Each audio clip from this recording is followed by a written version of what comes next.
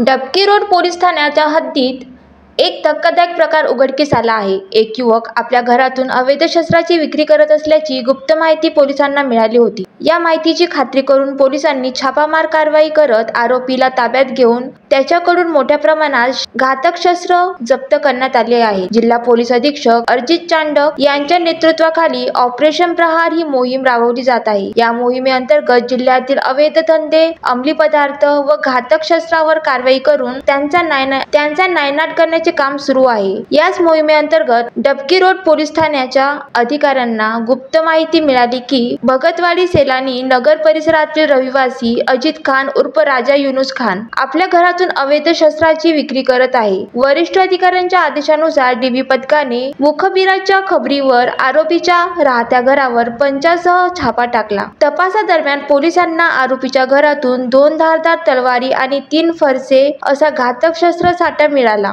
पोलिसांनी पंचनामा करून हे शस्त्र जप्त केले असून आरोपीला ताब्यात घेण्यात आले आहे. त्याच्या विरुद्ध आर्म्स ऍक्ट कलम 4 आणि 25 अंतर्गत गुन्हा दाखल करण्यात आला आहे. या कारवाईत पोलीस अधीक्षक अजित चांडक, अप्पर पोलीस अधीक्षक चंद्रकांत रेड्डी, शहर उपविभागीय पोलीस अधिकारी सतीश कुलकर्णी यांच्या मार्गदर्शनाखाली पोलीस निरीक्षक अभिषेक अंधारे यांच्या नेतृत्वात PSI अनिल चव्हाण, ASI दीपक तायडे, सुनील टोपकर, फहीम शेख, संतोष उपाध्याय, प्रवीण इंगळे, राजेश ठाकूर, मंगेश गीते तसेच महिला पोलीस कर्मचारी अश्विनी माने यांनी ही कारवाई यशस्वीपणे पार पाडली. Vidarbha city news, Amravati.